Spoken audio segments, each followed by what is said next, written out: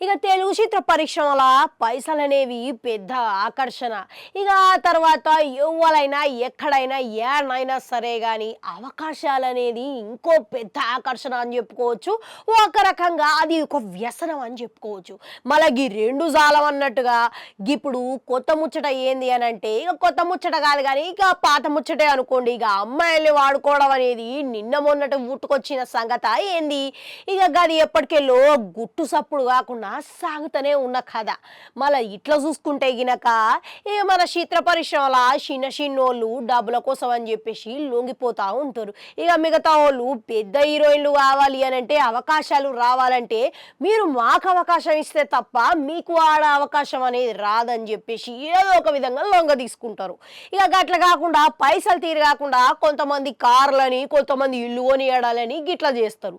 మరికొంతమంది ఏమో ఇవేవి కాకుండా నెలవారీ ఖర్చులు మరకు మంచిగా సంపాదించుకుంటారు. గిట్లా గుట్టు సప్పుడు కాకుండా సేపు మంచిగానే ఉంటుంది. కానీ ఎప్పుడైతే తేడా వచ్చిందో కథ అనేది ఏడ విధంగా మొదలవుతుంది. ఇక అట్లా చూసుకుంటే ఇట్లా మన చిత్ర పరిశ్రమల రకరకాల రుచుల అలవాటు ఉన్నోళ్ళు అయితే ఇక వాళ్ళు జీవితకాలం ఒకరినే పోషిస్తారా ఏంది మారుస్తూ ఉంటారు. గట్లా పాతోళ్ళు మటుకు ఎప్పుడో ఏడనో సాట వాళ్ళకైతే మండుతుంది. ఇక అప్పుడే వాళ్ళు బయట పెడతారు, ఇక నోరిప్పుతారు, రచ్చ రచ్చ చేస్తారు, ఆగమాగమవుతుంది. ఇక అయినా కానీ ఎవరు మానరాయే ఎటు ఓదది. ఇక గుట్టు సప్పుడు కాకుండా ఈ దుకాణాలు అనేవి సాగుతూనే ఉన్నాయి. మళ్ళా ఈ పైసల లావాదేవీలు అయితే ఒకందుకు పర్వాలేదు. కానీ ఇక ఎప్పుడైతే ఇది అవకాశాలు ఇస్తామని చెప్పి ఇక అది తప్పు కదా. ఇక గట్ల కాకుండా అవకాశాలు రానివ్వకపోవడం ఇక వాళ్ళు చేయకుండా కానీ పక్కన వాళ్ళని ఇట్లా చేయించుకోకుండా ఉంటారు చూడురి. ఇక గది గిట్లా అతి పెద్ద తప్పు. మళ్ళా ఇక అసోసియేషన్ కార్డులు అనేవి ఉంటాయి. ఇక అవి గిట్లా చేరకుండా చేయడం అనేది ఇంకా అతి పెద్ద తప్పు. మళ్ళీ ఈడని ఏం చేయాలి, ప్రభుత్వం జోక్యం చేసుకోవాలి. కనుక ఇప్పుడున్న పరిస్థితులలో చూసుకుంటే ఇక వాళ్ళే ఇండస్ట్రీ పరిశ్రమలు ఏదో కమిటీలు పెట్టి నిర్ణయాలు తీసుకోవడం అనేది ఏమరుగుతుంది చెప్పురి. ఇక నిన్నటికి నిన్న చూసుకుందాము. ఇక ఒక ప్రెస్ మీట్ పెట్టిర్రు. ఇక గంతులు ఎవరున్నారు, మన సినీ నటులైన ఝాన్సీ వీళ్ళే ఉన్నారాయి.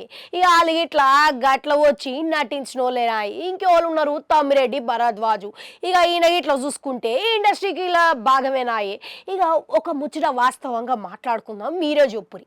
ఒక విధంగా చూసుకుంటే ఇక ఇండస్ట్రీకి చెందిన వాళ్ళు ఇక ఇండస్ట్రీకి ముప్పు తెచ్చే విధంగా ఎందుకు నిర్ణయం తీసుకుంటారు చెప్పురి. మళ్ళీ ఈ ఆలోచన ఉండాలి కదా ఎవరికైనా. కనుక ఈ ముచ్చటంతా పక్కకు పెడితే ఇక 15 రోజులకి వెళ్ళి గుట్టు సప్పుడు కాకుండా దాచుకుంటూ వస్తున్న విషయం ఎప్పుడైతే బాధితురాలు పోయి పోలీసులు మెట్లెక్కిందో ఇక ఆడ అయిపోయాయి ముచ్చటంతా బయటపడే. ఇక ఏడ ముందుగానే మీడియా వచ్చి మీరే న్యాయం చేసిర్రు అని అంటారో ప్రశ్నిస్తారో అని చెప్పి భయపడి మరి ముందుగానే వీళ్ళు ప్రెస్ మీట్ పెట్టి సమావేశాలు ఏర్పాటు చేసి ఇవన్నీ చెప్తున్నారు. కానీ ఈ ఎంతవరకు సబబ్ అంటారు చెప్పురి. ఒక విధంగా చూసుకోవాలి అని అంటే ఎన్నో ఒక్కడ ఎవరో ఒకరు ఇటువంటి విషయాల గురించి ఎప్పుడు ఫిర్యాదులు ఇస్తూనే ఉంటారు. కానీ గిడ ఇరు పార్టీలని కలిపి మరి ఏదో ఒక విధంగా పరిష్కారం చూపించి రాజీకి చేసి పంపిస్తూ ఉంటారు.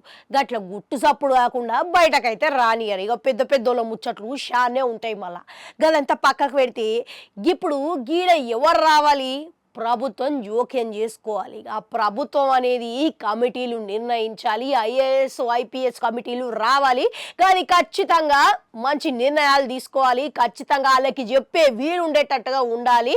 ఇక అప్పుడు విచారణలు జరపాలి, నిర్ణయాలు తీసుకోవాలి, న్యాయం జరగాలి. ఇక గట్ల కాకుండా మనం పరంపరం అనుకుంటా ఈ కమిటీలు ఏర్పాటు చేసుకొని ఉంటే ఒరిగేదే ఉంటుంది చెప్పురి. ఇప్పుడు మన రేవంత్ సర్కారేమో విప్లవాత్మకంగా అయితే చాలా వరకు నిర్ణయాలు తీసుకుంటారు. మళ్ళా ఇటువంటి విషయాలలో గిట్లా గది ఇట్లా ఇండస్ట్రీలో ఎప్పటికెళ్ళో సాగుతున్న విషయాల మీద దృష్టి పెట్టి జరంతా నిర్ణయాలు తీసుకుంటే మంచిగా ఉంటుందని కోరుకుంటా. మళ్ళా కలుద్దాం.